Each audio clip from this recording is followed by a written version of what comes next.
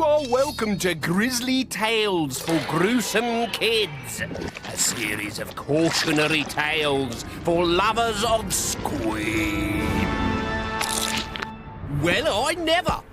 Do you know how paper's made? Imagine Spindleshanks is a tree.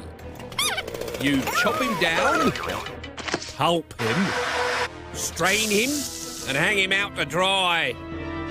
Isn't it amazing what you can learn from a spider? I call this tale Goblin Mountain.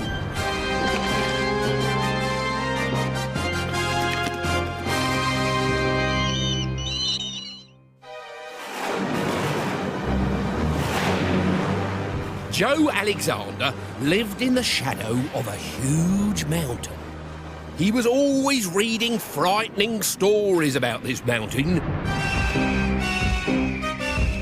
Books about a giant eagle that plucked wicked children from their beds, about lost souls that wailed in the trees, about goblins who dined on the sweet, tender flesh of young humans.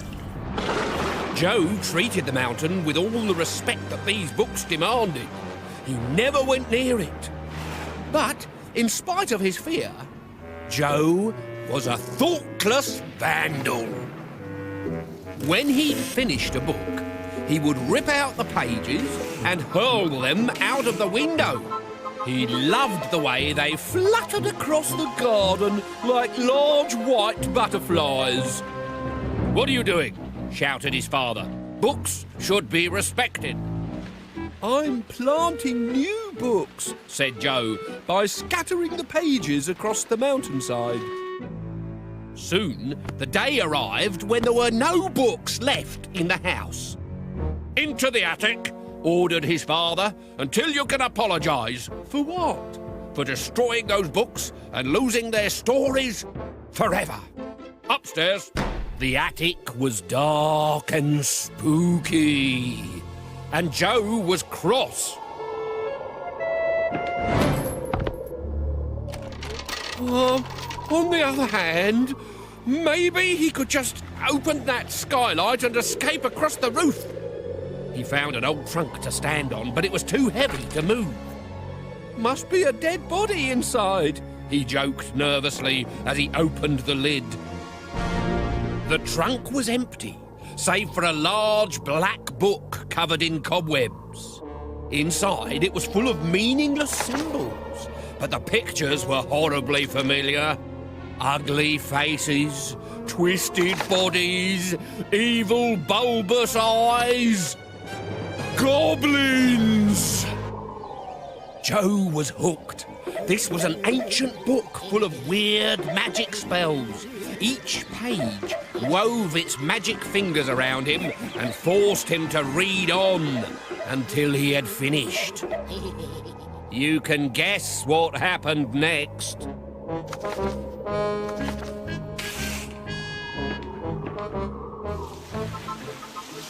Joe was spellbound as the white pages floated across the garden like a flock of doves. But as they reached the mountain, they burst into flames, and out of each flame sprung a screeching black crow.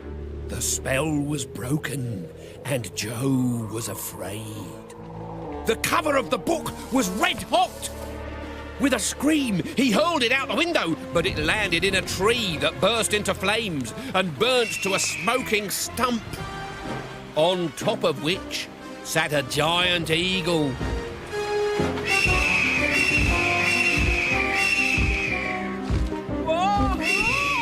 Joe's mother heard his scream.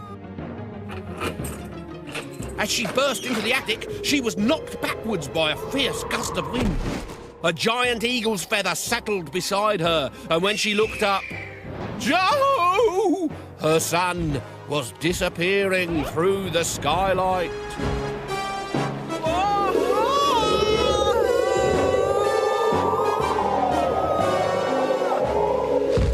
The eagle lost interest in Joe as it circled its nest. If it hadn't been for the trees, he would surely have fallen to his death. "Beware," said a whispering voice. "Beware." Joe spun round to see who it was, but there was no one there. "Beware." Or was it the tree talking? "Beware of what?" But the wind did not reply. Joe had landed on a ledge by the entrance to a cave. He crawled inside lest the eagle should return for an early supper. The cave sweated a nauseating stench of rotten meat. "Goblins!" Joe gasped with horror. "But they only exist in storybooks. They aren't real." "Oh, yes, we are," said a voice behind him. "And now you're coming with me." The goblin chained Joe's neck and dragged him into a cavern full of screeching black crows and stinking, chattering goblins. They poked him with sticks and pinched his legs and breathed their foul breath all over him.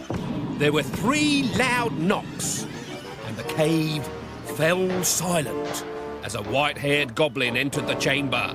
"Let the trial commence," he bellowed, and the goblin court came to order.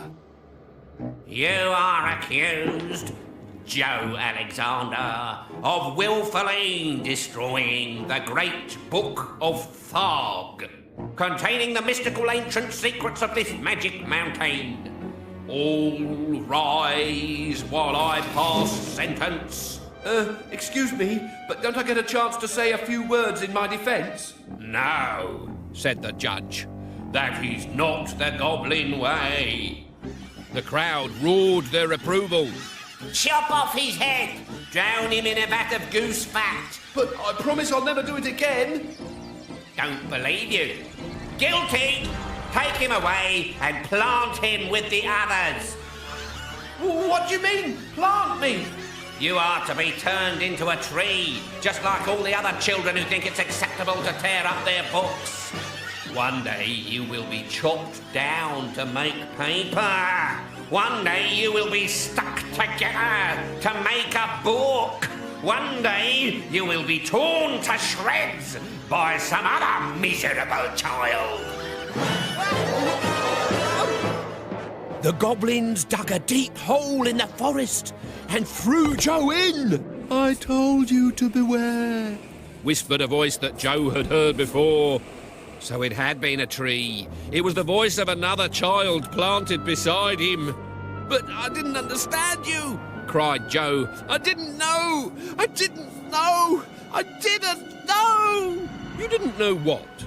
Joe's mother had finally managed to open the door to the attic. "You've been screaming your head off for the last 10 minutes, she said. Joe threw his arms around her. "It was all a dream. I promise I'll never tear up another book in my whole life. I don't want to be a tree." "I'm sure you don't," said his mother as she hugged him back. Then she took Joe downstairs to bed.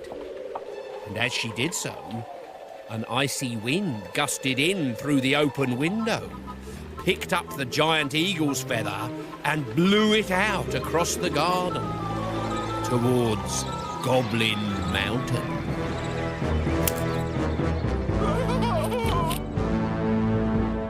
Would you like to meet Joe?